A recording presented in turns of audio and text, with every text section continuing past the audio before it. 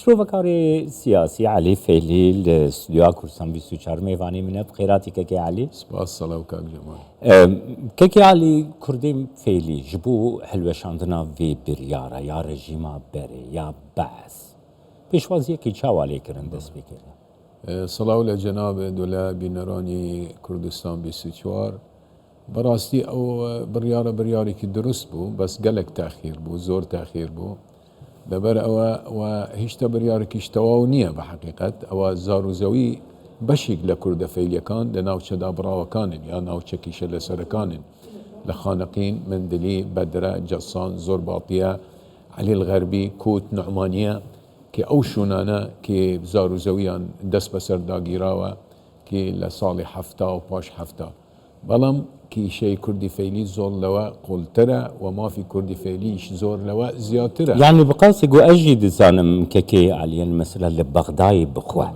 هجمارك قالك زيدي يا كردين فيلي قو هبونا خدي سرمایه قالك باش بونا دستان سروانشي قالوا اف بريار ويناغري نافخيان نا اف بريارا ويناغري توا وكردين فيلي شاوادن نرخين اما كردي فيلي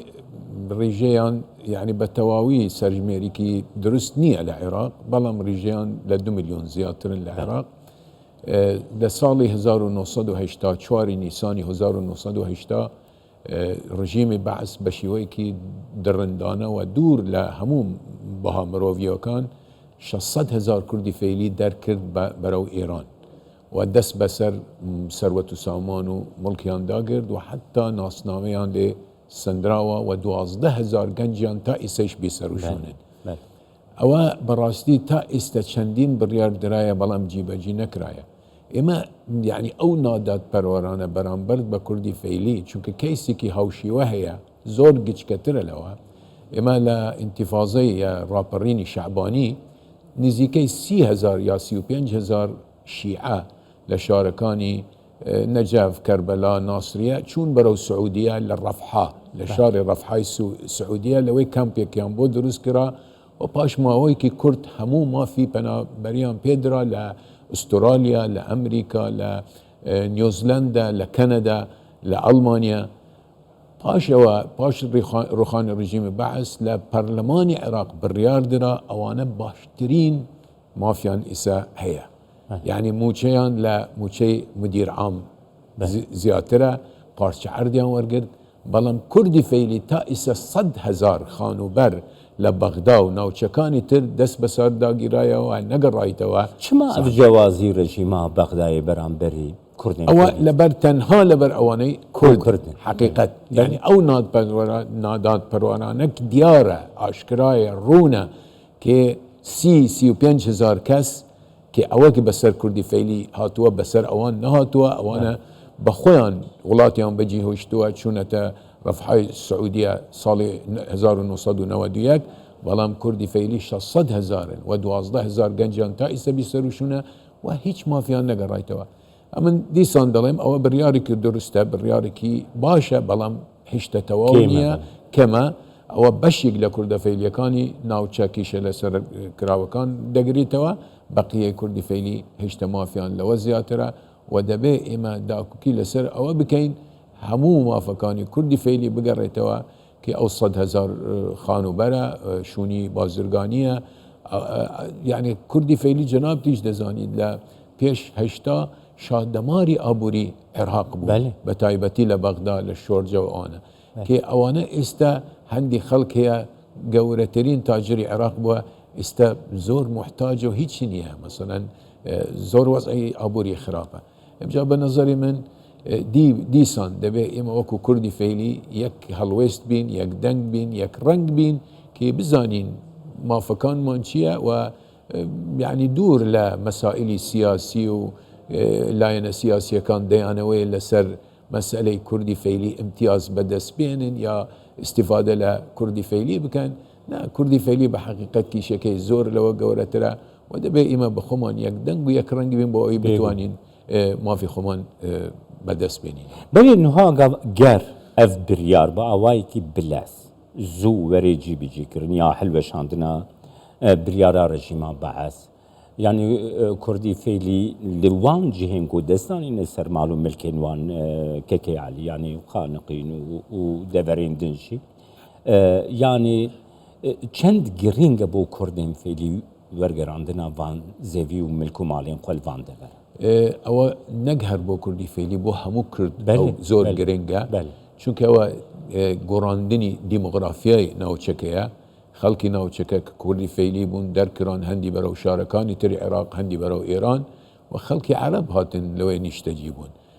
ما بس تيش او قراندني ديموغرافياي ناوچكيا وكم كردنوي ريجي كرد لو ناوچانا بله كي همو دزانن بقراندنوي كردي فيلي وكردكاني تربو او ناوچانا امام دڵنیامە ئەوە هەنگاوێکی باشە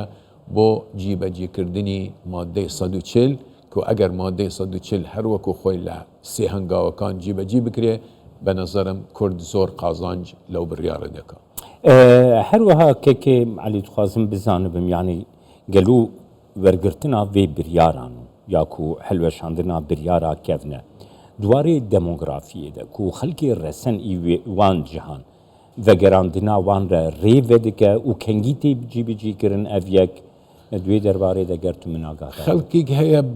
برياري شخصي بخويان قران او شونكاني خويان بلام كي او بريارة كي لا برلماني عراق درايا بنظرم تأثيري كي زور دبي چونك او دبي بوجيكيش بو ترخام بكري بو آوادان كرنوي او شونانا و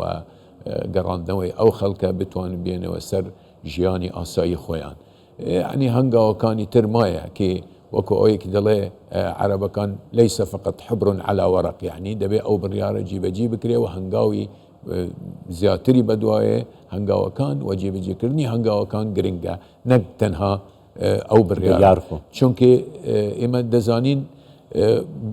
او تاوانك در حق كردي فيلي بجينوسايد ناصرة بلام تبعاتي او هيش تايسا جيبجي نكرايا تايستا نقربو كراينة توانا بدواچون بو گنجکانیان که تا است 12,000 گنج بیسروشونن به حقیقت كتالي مجارين قلق جرنج تقصة ديكي براستي يعني مجارين قلق جرنج انتو صاني مطرسية كي من جهة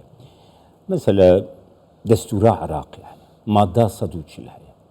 يعني حتى ايرو نا او مادة هاتي جيبي جيكرن نجي بينغاف جبو جيبي جيكرني بويا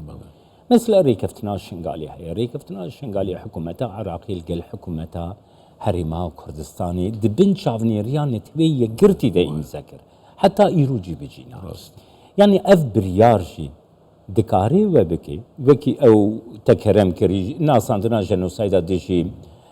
كردي مي فيلي يعني دي بچي ترخام بكي براستي دي بينغاوي او باوريات هي كو بغداد بخواي بغداد ارادي سياسي يعني إراديا نية بجي برجي كرني بريارة كان إما زور بريار تجربة كي زور طالو تخت تلخ من هي لسر لقل عراقي لقل حكومة ناوندي عراق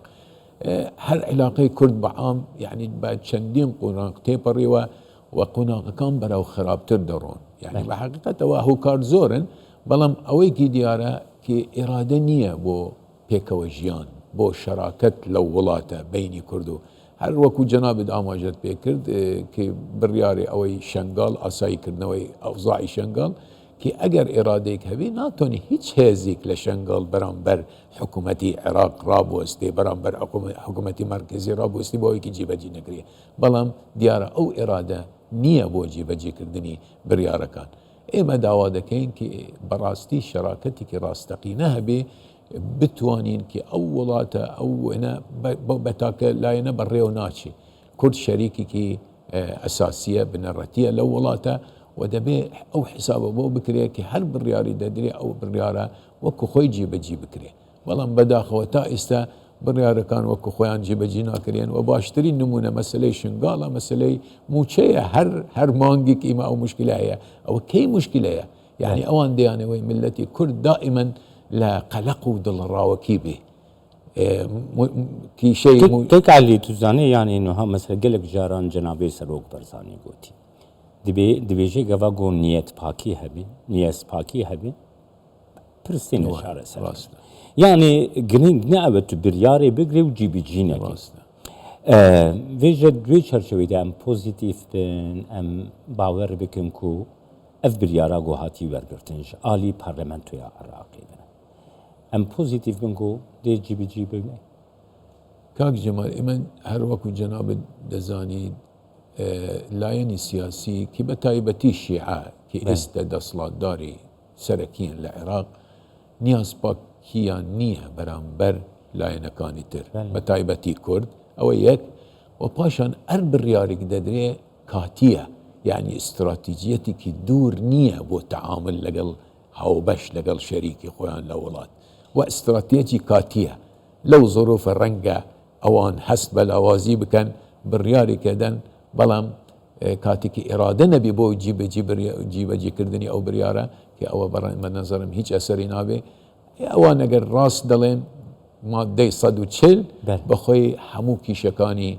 بنظرم 80 صد كيشكان چاره سر دكا اگر جيب بكري بو جي ناكري كتي علي يعني وكي داوي برست خوازم بكم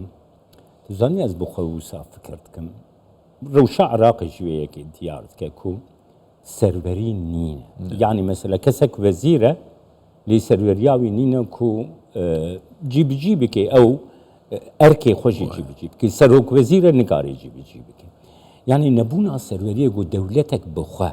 نسرور بي يعني او سروريا خو تسليمي درفة بك يعني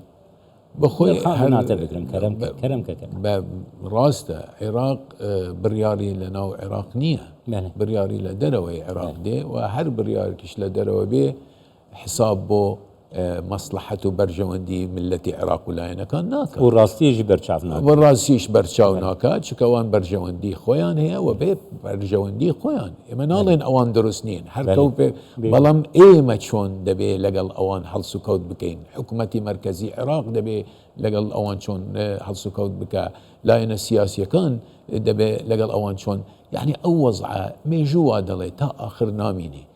بلام اي ما دبي كي يعني خلقي اولاتين بتزانين علاقي كي درس بكين باش او كي اوان اولات بجي ديلين ما شلون لقال يك بتوانين بيجينو بتوانين هل سكوت بكين سپاسياتكم كي علي فيلي الاستوديو كرسام ريتشار ميواني سپاس بو جنابت كاظم